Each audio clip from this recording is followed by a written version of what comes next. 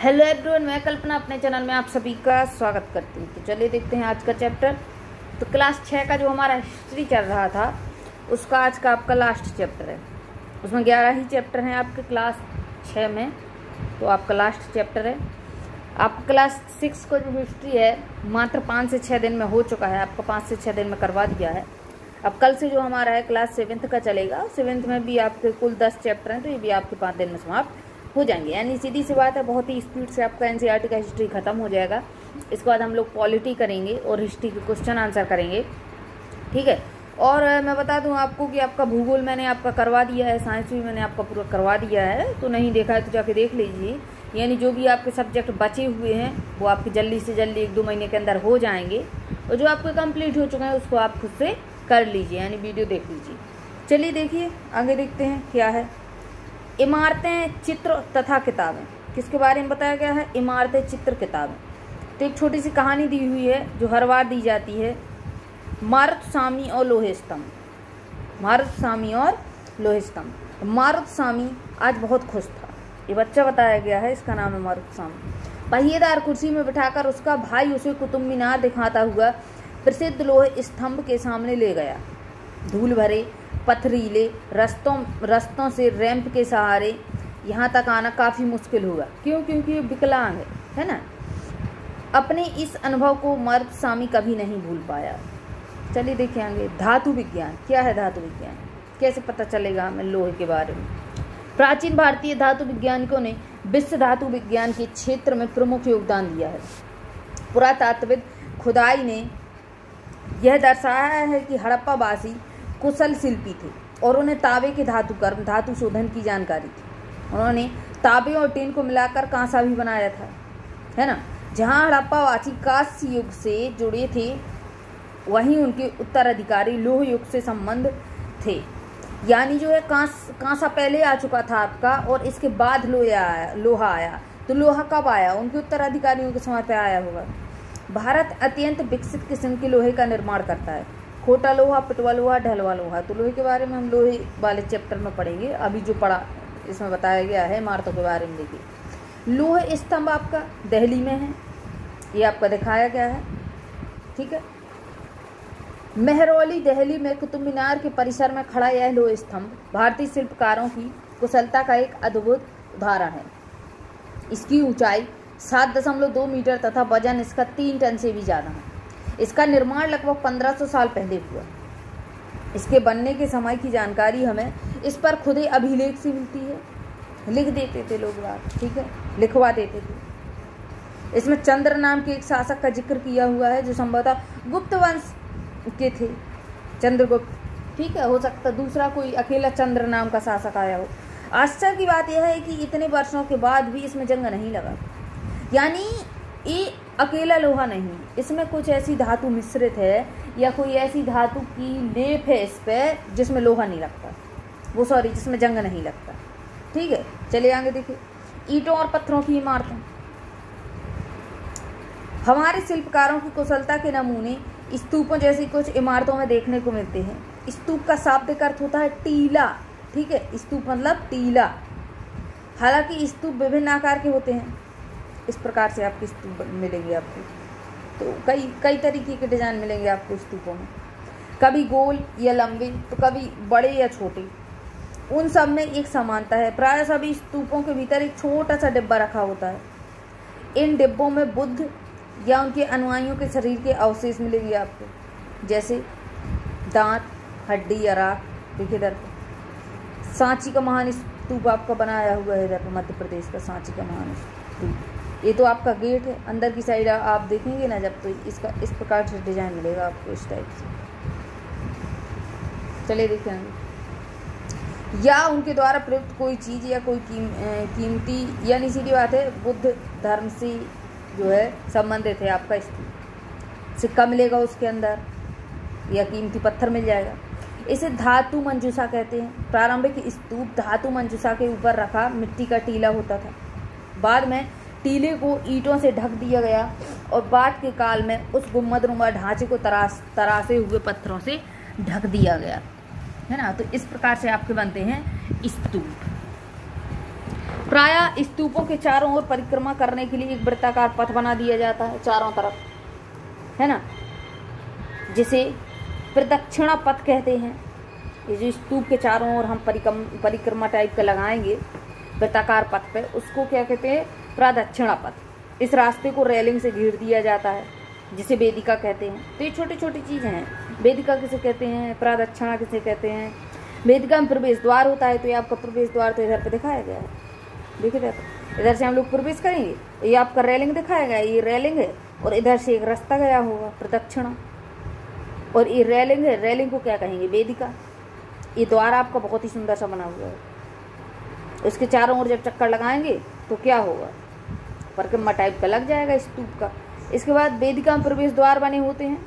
Railing तथा तोरण प्रायः मूर्ति कला की सुंदर कलाकृतियों से सजे होते हैं। ये जो रेलिंग है बहुत ही सुंदर बनाई जाएगी, गेट बहुत ही सुंदर दिख रहा है। ऐसे बताया गया अमरावती ढूंढ लेना। यहाँ का भी एक भव्य स्तूप हुआ करता था। लगभग 2000 साल पहले इस स्तूप को सजाने के लिए शिलाओं पर चित्र उकेरे गए थे। कई बार पहाड़ियों को काट कर बनावटी गुफाएं बनाई जाती हैं। इस तरह की गई गुफाओं को मूर्तियों तथा चित्रों द्वारा सजाया जाता है। इस काल में कुछ आरंभिक हिंदू मंदिरों का भी निर्माण किया गया था। इन मंदिरों में विष्णु के मंदिर थे, शिव तथा दुर्गा जैसी देवी देवताओं की पूजा होती थी। मंदिरों का सबसे महत्वपूर्ण भाग गर्भगृह होता था, जहां मुख्य देवी देवता की मूर्ति को रखा जाता था। इसी स्थान पर पुरोहित धार्मिक अनुष्ठान करते थे और भक्त पूजा करते थे, है ना। गर्भगृह में पूजा पाठ होता था। अक्सर गर्भगृह को एक पवित्र स्थान के रूप में दिखाने के लिए कहाँ से कहाँ था, एक मिनट, यहाँ हो चुका था, चलिए वो उधर से खत्म है। इधर पे देखिए, तो ये आपके कुछ चित्र दिए हुए हैं। देखिए इधर पे जो आपका स्तूप दिया हुआ है, ये वाला आपका सांची का महान बड़ा बहुत ही स्तूप दिया हुआ है। सांची का स्तूप एमपी में है।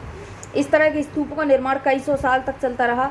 इन स्तूपों में ईंटों का प्रयोग संभवतः अशोक के जमाने से है, जबकि रेलिंग तथा प्रवेश द्वार बाद के शासकों के काल में जोड़ा गया था। स्तूप पहले बने अशोक के समय पे, है ना, ईंटों का प्रयोग हुआ उस समय पे, लेकिन जो इसका द्वार बनाया बगल बगल पे इसके अगल बगल रेलिंग बनी, वो कब थी? अशोक के बाद की थी। अमरावती की एक शिल्प कृति, इस चित्र को देखकर इसका वर्णन कीजिए। तो ये अमरावती की शिल्प कृति बनी हुई है। चलिए इसको आगे देखते हैं। ये आपके और कुछ चित्र बने हुए हैं, तो आप देख लीजिए। ये मंदिर टाइप के आपके बने हुए हैं। चलिए इधर देखिए, भीतरगांव जैसे मंदिरों में, भीतरगांव आपका कहाँ है?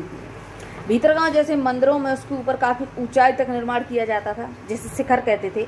शिखर निर्माण के कठिन कार्य के लिए सावधानी से योजना बनानी पड़ती थी। अधिकतर मंदिरों में मंडप नाम की एक जगह होती थी।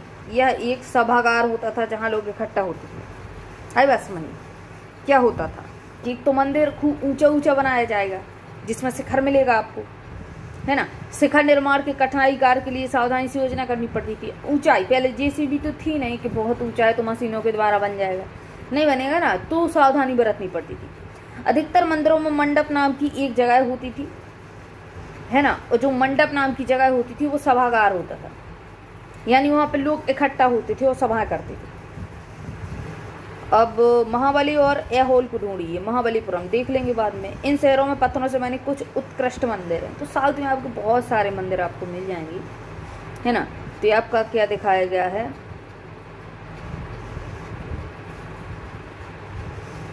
ये देखिए महाबलीपुरम का एकास्मिक मंदिर आपका इधर पे ये वाला दिखाया गया है, ठीक है।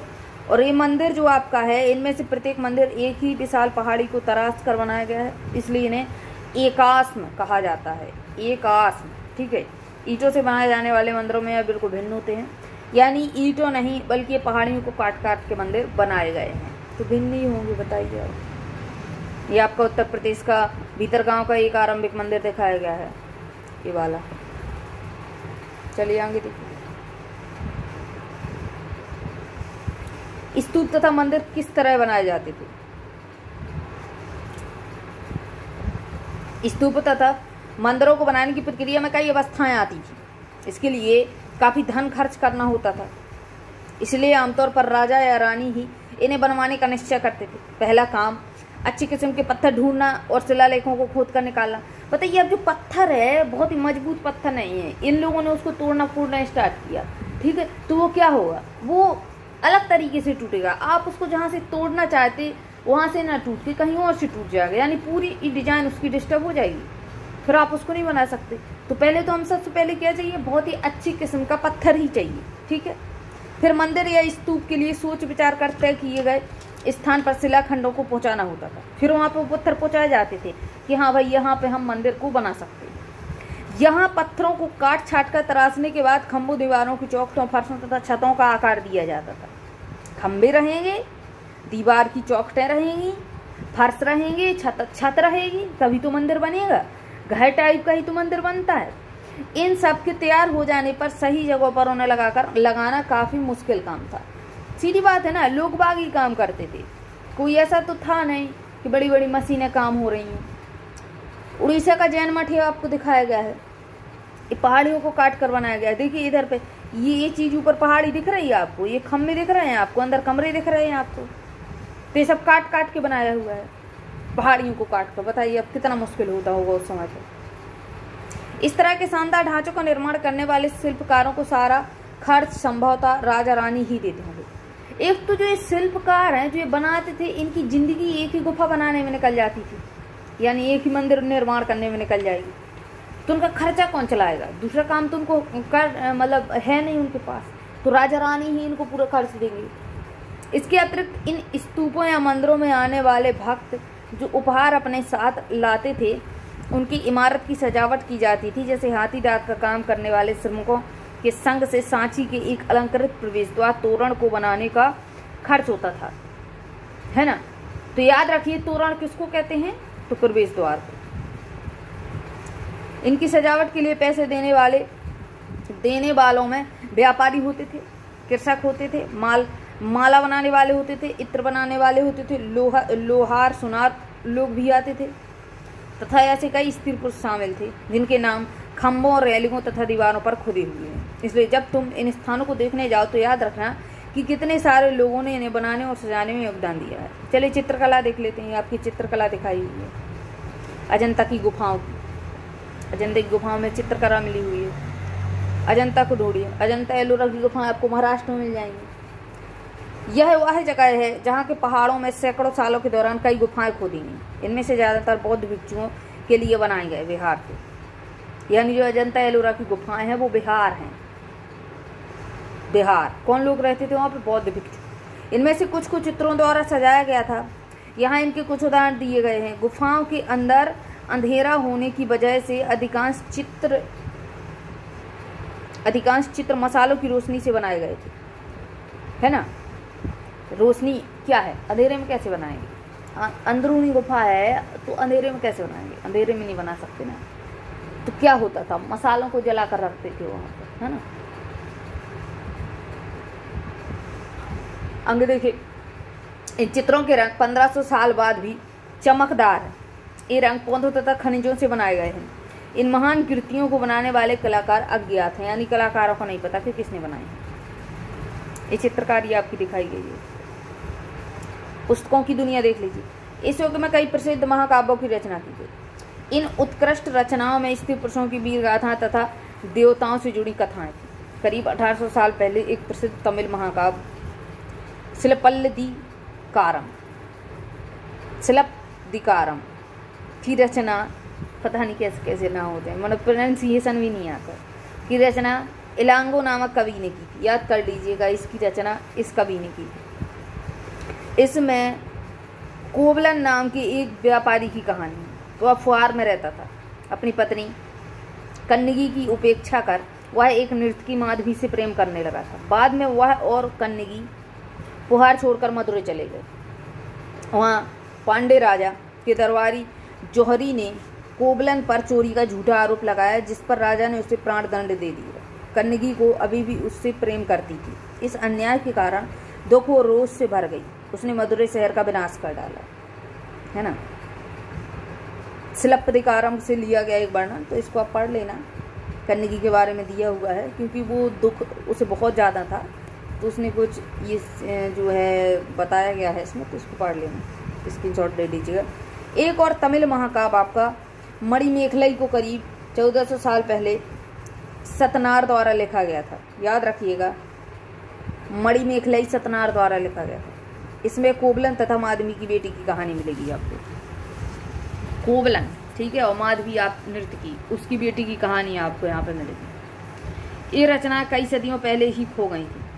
उनकी पांडुलिपियां दोबारा लगभग 100 साल पहले मिली, 100 साल। अन्य लेखक जैसे कालिदास के बारे में हम लोग पहले अध्याय में पढ़ चुके हैं। अभिज्ञान शकुंतलम के बारे में, अभिज्ञान शकुंतलम इनकी रचना थी, तो बताया गया था, है ना। मेघदूत का एक श्लोक, तो मेघदूत जो है आपकी कालिदास की बहुत ही प्रसिद्ध रचना है। एक तो अभिज्ञान शकुंतलम, दूसरा आपका मेघदूत, तो दो आपकी मिल चुकी हैं। इन दोनों को आप लर्न कर लेना, यानी सीधी बात है, बिल्कुल याद करके रख लेना। पुरानी कहानियों का संकलन तथा संरक्षण, हिंदू धर्म से जुड़ी कई कहानियों जो बहुत पहले से प्रचलित थी, इसी काल में लिखी गई। इनमें पुराण भी शामिल थे। पुराण का शाब्दिक अर्थ प्राचीन। पुराणों में आपको विष्णु, शिव, दुर्गा तथा पार्वती जैसी देवी देवताओं से जुड़ी कहानियां मिल जाएंगी। इनमें इन देवी देवताओं की पूजा की विधियां दी गई हैं। इसके अतिरिक्त इनमें संसार की सृष्टि तथा राजाओं के बारे में भी कहानियां आपको मिल जाएंगी। अधिकतर पुराण सरल संस्कृत श्लोक में लिखे गए हैं, जिससे सब उन्हें सुन और समझ सकें। स्त्रियां तथा शूद्र जिन्हें वेद पढ़ने की अनुमति नहीं थी, वे भी इसे सुन सकते थे। पुराणों का पाठ पुजारी मंदिरों में किया करते थे, जिसे लोग सुनने आते थे। तो ये चीजें थी आपकी कहानी है, देखिए। और पांडवों के बीच युद्ध की कहानी है। इधर से दो संस्कृत महाकाव्य कौन कौन से? एक तो महाभारत, दूसरा रामायण, लंबे अरसे से लोकप्रिय रहे हैं। तुम में से कुछ बच्चे इन कहानियों से परिचित होंगे। महाभारत में क्या है? कौरवों और पांडवों के बीच युद्ध की कहानी है। इस युद्ध का उद्देश्य पुरु वंश की राजधानी हस्तिनापुर की गद्दी प्राप्त करना था। ठीक है, यह कहानी तो बहुत ही पुरानी है, पर आज इसे हम जिस रूप में जानते हैं, यह करीब 1500 साल पहले लिखी गई। और पुरानी कहानी है, लेकिन इसको लिखा कब गया? 1500 साल पहले।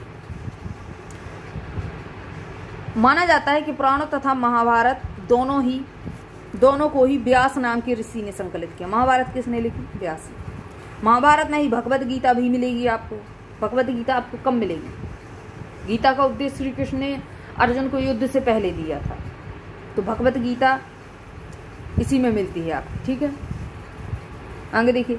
रामायण की कथा कौशल के राजकुमार राम के बारे में मिलती है। उनके पिता ने उन्हें वनवास दे दिया था। वन में उनकी पत्नी सीता का लंका के राजा रावण ने अपहरण कर लिया था। सीता को वापस पाने के लिए राम को लड़ाई करनी पड़ी। वे विजय होकर कौशल की राजधानी अयोध्या लौटे। महाभारत की तरह ही रामायण भी एक प्राचीन कहानी है, जिसे बाद में लिखित रूप दिया गया। संस्कृत रामायण के लेखक वाल्मीकि माने जाते हैं। वेद व्यास महाभारत के लेखक, ठीक है। वाल्मीकि रामायण के लेखक। छोटी छोटी चीजें नोट कर लीजिएगा इसमें। आम लोगों द्वारा कही जाने वाली कहानी, तो आम लोग भी कुछ कहानियां कहते होंगे। आम लोग भी कहानियां कहते थे, कविताओं और गीतों की रचना करते थे, गाने गाते थे, नाचते थे और नाटकों को खेलते थे। इनमें से कुछ तो इस समय के आसपास जातक और पंचतंत्र की कहानियों के रूप में लिखकर सुरक्षित कर लिए गए। जातक कथाएं तो अक्सर स्तूपों को की रैलियों तथा अजंता के चित्रों को दर्शाई जाती थी, है ना। बंदर राजा की कहानी, अच्छी कहानी दी हुई है आपकी बंदर राजा की, एकदम मजेदार कहानी। इसको आप पढ़ लेना, मैंने पढ़ लिया है, आप इसको स्क्रीनशॉट कर लीजिए, इतना कर लीजिए, फिर मैं थोड़ा आगे और खिसका देती हूँ इधर से, और आप थोड़ा इसको स्क्रीनशॉट कर लीजिए, पढ़ लेना, ठीक है। कहानी लिखी हुई है, एग्जाम में आपकी आएगी नहीं। सिर्फ आपकी इंटरटेनमेंट के लिए कहानियाँ दी जाती हैं, ताकि बच्चों का मन लगा रहे पढ़ाई में, इसलिए एनसीईआरटी में इतनी ज़्यादा कहानियाँ दी जाती हैं। विज्ञान की पुस्तकें, तो विज्ञान का क्या रोल था उस समय पे? इसी समय गणितज्ञ तथा खगोल शास्त्री आर्यभट्ट ने संस्कृत में आर्यभट्टियम नामक पुस्तक लिखी। क्या लिखा? आर्यभट्टियम नामक पुस्तक।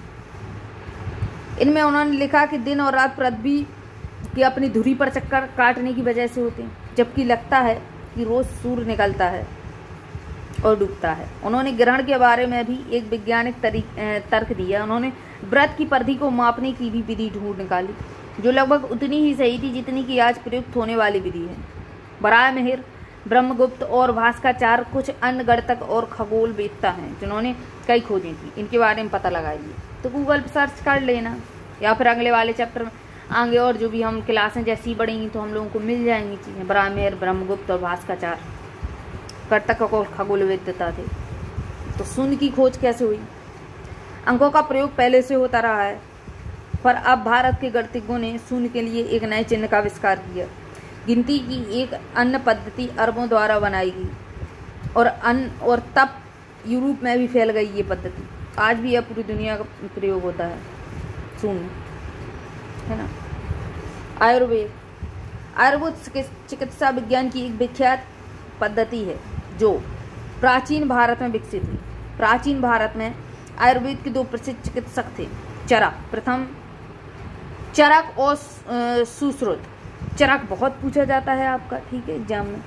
चरक संहिता चरक द्वारा रचित है, जो कि औषधि शास्त्र। ये नहीं पूछा जाएगा कि चरक संहिता किसने लिखी, वो तो दिख रहा है सीधा चरक ने, लेकिन ये किससे संबंधित है? तो औषधि से, मेडिकल से, ठीक है। अपनी रचना सुश्रुत संहिता में सुश्रुत ने शल्य चिकित्सा की विधियों का विस्तृत वर्णन किया है। तो ये भी चिकित्सा से संबंधित है, लेकिन ये वाली औषधि चिकित्सा से है चरक की, और सुश्रुत संहिता जो है सुश्रुत की शल्य चिकित्सा से संबंधित है। तो ये दोनों चीजें आपको याद करना है। ये आपका दिया हुआ अन्यत्र, तो चैप्टर तो इधर आपका खत्म हो गया। कागज के बारे में छोटी सी स्टोरी दी हुई है, इसका स्क्रीनशॉट ले लीजिए और स्टोरी पढ़ लेना, क्योंकि फिर बहुत टाइम हो जाता है आपका, जो वीडियो लंबी हो जाती है, आप लोग भी बोर होने लगते होंगे। अब देखिए इधर पर उपयोगी शब्द दिए हुए हैं, उपयोगी शब्द और जो भी आपके क्वेश्चन आंसर दिए हुए हैं वो मैं आपके क्वेश्चन आंसर वीडियो में कराऊंगी, है ना। ये आपके क्वेश्चन आंसर दिए हुए हैं। तो चलिए अब मिलेंगे नए वीडियो के साथ। और ये आपका क्लास 6 का तो खत्म होता है, और नए वीडियो के साथ साथ हमें नई क्लास में भी नई क्लास के साथ मिलेंगे। ओनली 10 चैप्टर हैं जो कि 5 दिन में समाप्त हो जाएंगे। इसके बाद क्लास 8 का देखेंगे। ऐसी हमारे 1-2 महीने में 12 तक का पूरा फिनिश हो जाएगा। चलिए अब मिलते हैं कल नए चैप्टर के साथ, तब तक के लिए जय हिंद, जय भारत।